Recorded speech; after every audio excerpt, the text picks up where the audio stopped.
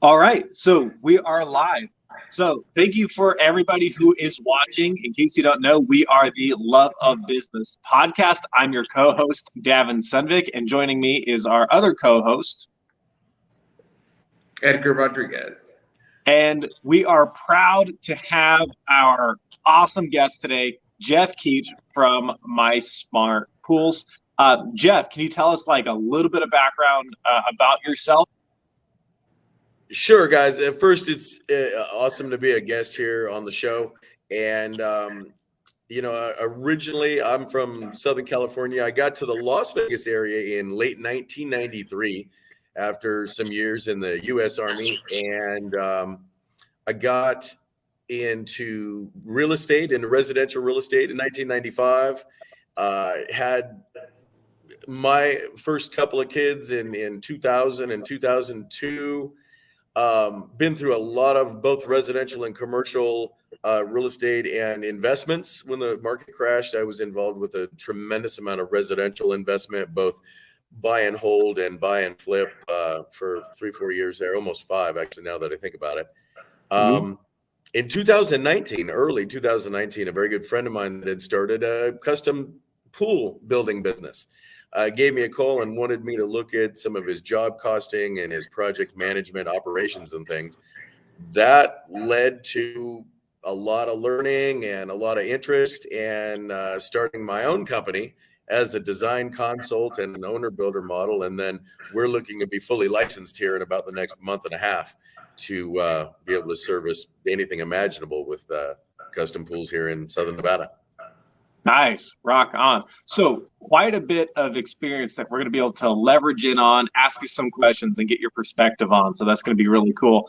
And for Edgar, who's going to be asking a lot of those questions, Edgar, can you remind the audience a little bit about your background as well?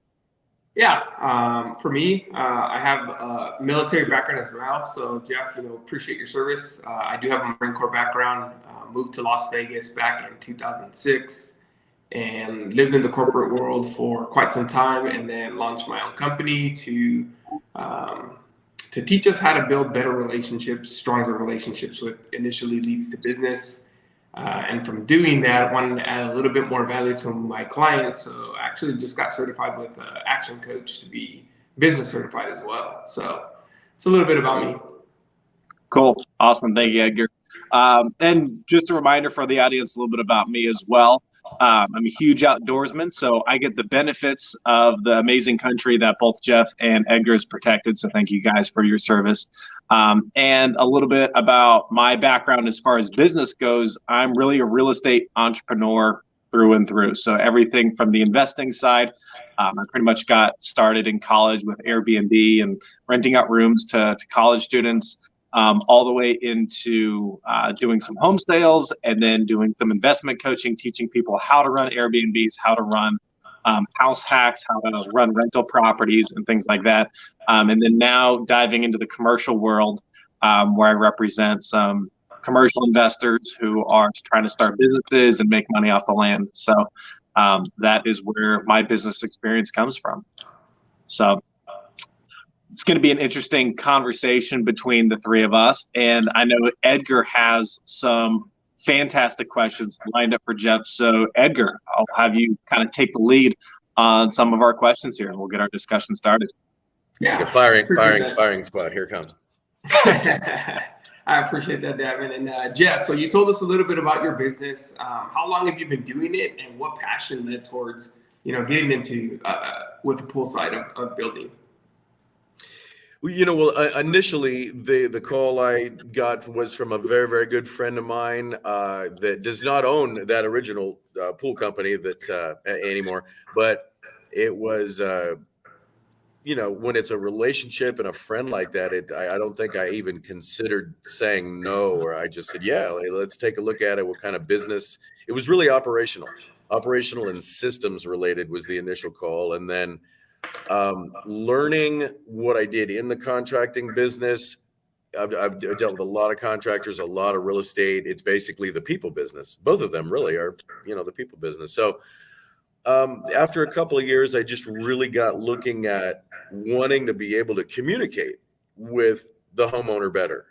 and realizing that as a designer salesman, I was relying on project managers and possibly owners, other subcontractors, and there's so many moving parts to that wheel of communication. It's understandable why homeowners get a little frustrated when communication goes awry or schedules are made and not kept and things like that. So really, from the passionate standpoint, it was wanting to do it right, wanting to raise that level of customer satisfaction within at least the swimming pool construction component of construction here in Southern Nevada.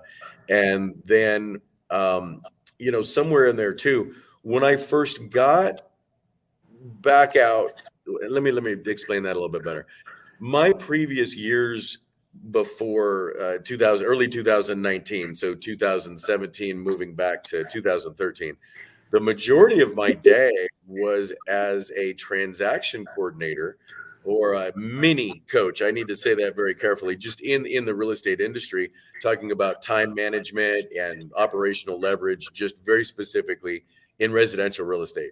So that business to business atmosphere and that training atmosphere, getting into pools got me back out there talking with consumers in backyards. So that was very enjoyable for me as well. The sophistication, I feel, of building a swimming pool, designing, planning, and building a swimming pool is not near the sophistication of going vertical with a house or a building or an office building or something like that, or some other, structure. So it was fun. It was somewhat easy to be passionate about it. So I just keep turning up the volume. Great. And that's a really good insight there is that passion that you have to bring somebody, that forever lasting memories in backyard. So we appreciate that insight. Now, when you first launched this business, has it been and turned out what you intended it to originally be, or has it evolved over time? What was the very last part? Has it what over time? Has it evolved over time? Oh, it has absolutely evolved over time. And whether I prepared things, mechanically and operationally, all your tools, preparing those things, and they naturally evolve. Situation dictates, I think, the evolution of those systems and procedures. Now, did the business, as far as everything working out exactly like I thought it would in relation to working with other people? I would say, if I could use a comparison of how did our operational and mechanical parts evolve, kind of like this, rather smooth, rather manageable and measurable, and dealing with people was like this. Has been a bit like this. It's like, whoa, okay, we kind of relied on maybe some individuals, and it didn't work out right on small levels and big levels. And what that equates to is time. That's going to equate to, okay, we evolved, or we didn't evolve in the direction we thought we were dealing with a certain individual, or maybe a certain subcontractor, maybe a certain group of people. So it really affects time. And I think those have been the greatest lessons. Okay, we know what we kind of assumed in these arenas.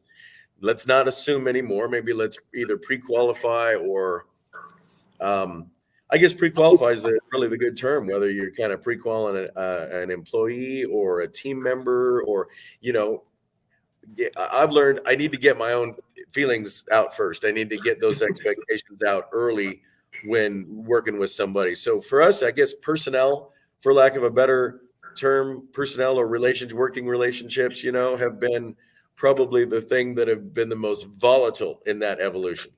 But lessons learning, and we're just getting better every week, every month, Yeah, just like learning to adjust and adapt and overcome, which is what we're taught in the military. I have 4 children in my life, and if I thought that was challenging, I think both of them have prepared me for both of them. So both kids, both parenting and the work life in construction. After figure it was 20, 25, 26 years in real estate before I ever got just 100% into construction. More than, working on the residential investment side, yes, it's dealing with an awful lot of construction, but you're on kind of that owner, that developer side.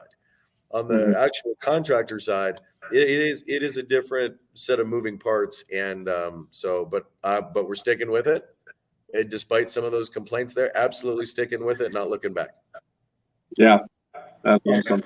Yeah, too important too, as well as like you said, pre-qualification, because as entrepreneurs, we really choose who we work around, right? I mean, at the end of the day, we're all in charge or in some leadership position at the end of the day. So really vetting those people who we work with can really make our lives so much easier. So great insights there. Yeah, there is real quick. There has been some great success there too. When I look at what I call our subcontractor roster, our roster of relationships, and all of anything in the backyard, not just pool, but landscaping, pergolas, kitchens. I could go on. Some really custom stuff. It's really important to have that what you call that line of subcontractors. And so I think we made some great strides evolution wise there. Yes. Nice. That's great. Is relationships, right? Having those relationships and trusted people that you could depend on to get and complete a project is massive. So appreciate that insight. Leads to my next question is, look, my smart pools could mean a lot of different things to a lot of different people. So specifically, what services do you provide, and who is an ideal client for you? An ideal client is really any homeowner. We don't specialize in starter pools or luxury pools or anything in the middle. Being in real estate, I've seen about literally every form of real estate in almost every piece of dirt in the Las Vegas Valley or the Southern Nevada, even all the way up to Mesquite. So when it comes to the ideal client, it's probably the ideal client is probably someone that's teachable, someone that wants to learn. We have a very transparent model. We're presenting more than we're selling. So our estimator that we estimate each and every component of the pool, that's completely open to the homeowner in the design and budget process. So it's not kind of, hey, we made a change, let's go back and price that and rebid it. It's all immediate right there. So it's really the ideal client is probably the discerning client that really wants to consult and discuss every component of a pool building project. The tangible stuff, the stuff you can touch. The stuff you can, stuff you can't. Administrative expectations, reasonings. Why? How come? Or why does the contractor have that stigma where there's a lot of overpromising and under delivering on scheduling, on being on time? And I think in defense of the contractor, either subcontractor or general contractor, there's an awful lot of distractive moving parts that are just the nature of the industry. And I think that, again, in defense of the contractor, I think contractors kind of fall prey to maybe just not getting ahead of those things. They have all the best intentions. They've got that schedule done, but for 100 different reasons in every single day, that phone could ring and move a schedule around. It could knock the contractor's schedule off by minutes or days. And so I think that's the nature of it. I think the art of the contracting business in part is keeping ahead of that, and that's something that is hard to keep away from the consumer. Yeah. It's one of those business operational things that anyone in any industry would try to keep internal to run better with systems and flow and everything like that, and time management. Yeah. So sorry to ramble on there, but that's where a lot of my day thinks is, are we getting out of, is there too much time? Is our response time, I should say, too long with any given moment in any given project? Yeah, that's a lot of really good information, really good insight, right? Is knowing that the challenges that you're going to face, knowing how to pivot, and having those people you could rely on. So I appreciate that insight. It actually leads right into my next question, Jeff. Is part of the goal is for the video to be educational for others, to inspire others to get into entrepreneurship, right? So what's the biggest learning since you started the business, like lesson number one that you would share with someone trying to get into the business?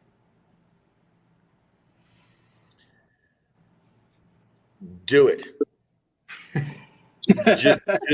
just do it. Do it. I think a lot of situations will dictate. I almost want to answer this question more with my real estate hat on rather than the pools hat on. I think there are so many different personalities. Let's take 10 different entrepreneurs.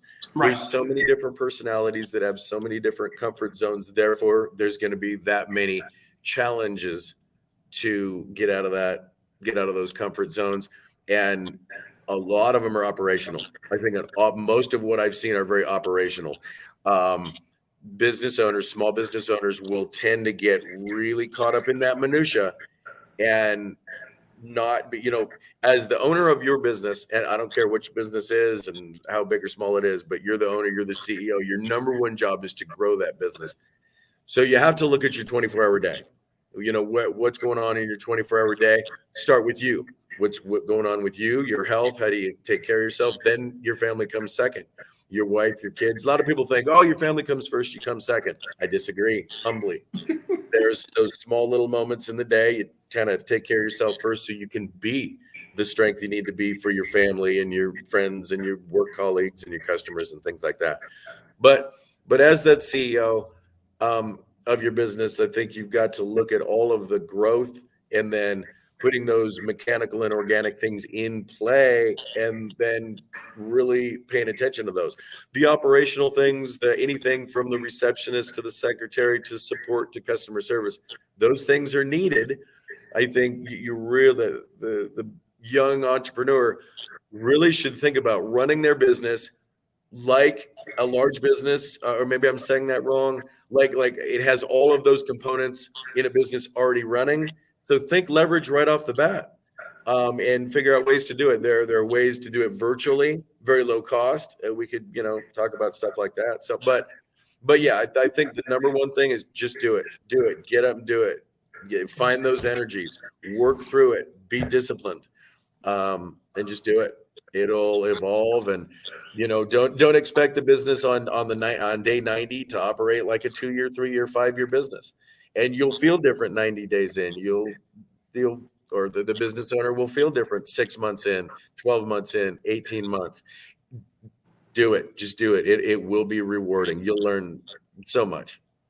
Man, that was so much good information. I heard takeaways that I got is take care of your health, take care of your mental health, make sure you prioritize time management, and get organized, and then just get out and do it, right? So a lot of really, really good information there that you're right. A lot of business owners and entrepreneurs, right? As soon as we launch a business, we start thinking about, how am I going to market? How am I going to get a website? When the first thing you need to worry about is, hey, how am I going to get my first client? You can worry about the rest later. Getting that first client and rinse, repeat, recycle is what I was getting out of that as you were speaking. So I appreciate that insight. I'm sure a lot of people that are listening to this got a lot of value from that. Another question I have is, tell me what's next for you and your company, Jeff. What are some of the projects you guys are working on now, and what are some potential challenges that you guys might foresee or forecast that maybe we can help with the network and leverage the network? Absolutely. And just to throw a quick 10 seconds in, leaping back to kind of that last question too, I'd say write everything down, track your progress. Right from day one. When I started My Smart Pools, I like to tell people I tracked the first paperclip we bought and every 1 cent. So track all the movements, not just financial and purchase, but organizational, administrative, everything. What's next for My Smart Pools? My Smart Pools, the original intent was as a pool concierge, having multiple partners, and whether My Smart Pools was going to end up being a literal licensed general contractor and marketing itself like an actual builder. It looks like we have evolved to that is our current direction. That's very exciting. We do look to, let me rephrase, the partners that are coming in already have their licensing for all excavation, demolition, to up to, 1-story building, up to 16-foot high parapet, and pool building licenses in Oregon and Utah. They have all licenses in Southern Nevada, just short of what's called the A10 pool building license here in Southern Nevada. They're going for that, and the My Smart Pools name will be, I'm honestly not sure if it's going to be a DBA or an LLC, but whatever's proper. That's kind of not my department in making sure that, let me rephrase, it is my job to make sure that happens, but operationally we've got some other folks in the office working on it to make sure that gets done and all that. So we're going through our licensing testing for the licensing now. We're prepping, I should say, preparing and studying for that now. So yeah, very, very exciting there. The only thing I think it changes truly for us is our conversation in the public, which is just very slightly to say we're a general contractor now. We're still the same consultant firm. Open it up. We might as well be pool counselors. We really do open it up. The 90% of the 85% of the players in the group are still the same. So it's really just kind of not even a name change. Just let's turn the volume up big time now. We will have boots on the ground in St. George. We've got a fellow that's moving up there this weekend, as a matter of fact, and relocating. And it's a small relocation. He's from the area, and he's kind of moving back, if you will. So now it's just a matter of building up those subcontractor lines in Southern Utah. Awesome. Nevada. We're expanding. You guys are doing good work. So appreciate the growth, because that's a whole nother level of, once you start a business and now you're growing. So you guys are scaling. We're not hesitating through the speculation of a 2023 recession either. You got to go. Young entrepreneurs just starting out. I think the key is to concentrate on your daily tasks, weekly tasks, daily tasks. Don't really worry about the future. Yeah, you worry about your daily tasks. That future will give you the result that you want. And in that frame, I might say, don't hesitate on your marketing in a down market. Don't have down thoughts on any hesitation on that. Get out there, create those relationships, go. It will matter for the success of the long term of your business. Even though you're just starting out now, you think, wow, that's a hill. Keep doing it every day. Keep doing it. Yeah. So true. Down markets are in my opinion, the easiest times to grow, because it's the cheapest, right? Because nobody else is buying the marketing, right? Nobody else is buying the attention. They're all scared. I guess not everybody is scared, but the general market is scared. And so there's a lot more access to audiences and attention. And so, yeah, that's the time to build and grow, is when other people aren't. So many opportunities in down markets. Davin, I know you and I, when we say down markets, we just immediately kind of roll to, land and real estate and all that. But there are a lot of economies, a lot of micro economies. Edgar, you could definitely speak to that with the amount of, clients in different industries that you work with. I mean, there's so much different nuance, right? But none of it is unrelated to just do it. Yeah. Look, we just faced COVID, right? So actually leads to my next question with us getting over COVID. Jeff, what have you personally learned about yourself since starting this journey of entrepreneurship? That if I was ever challenged and thinking overwhelmed, this is all I can take.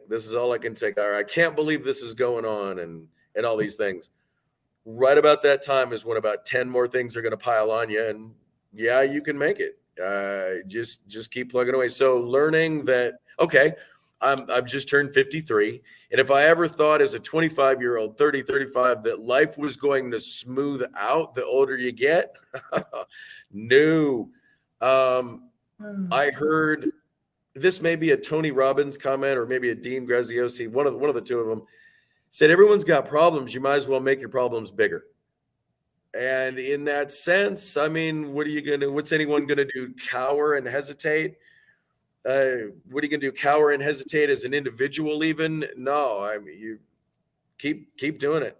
Keep turning up the volume. Feed your brain. I don't mean to trail off here, but feed your brain with good, healthy food.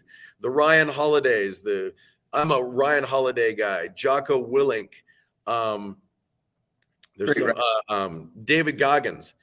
I mean, there's so many more really good motivational guys that are also stoics. I mean, there's so many different kinds of motivation. So just feed that brain, and it works. It works every morning. Start your day with it.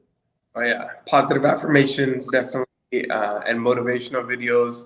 It got me through a lot of hard times, and to this day, I still follow that same routine, same process of, hey, I got to make sure my mind's right. Every day's challenging, you know.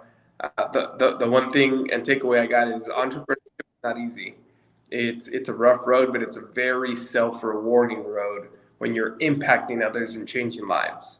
No matter what your business is, that's huge. So this leads to my last and final question, Jeff. Any special offers, and if people are looking to work with you, how can they get a hold of you? Again, any kind of pool design whatsoever, either, you know, residential or commercial.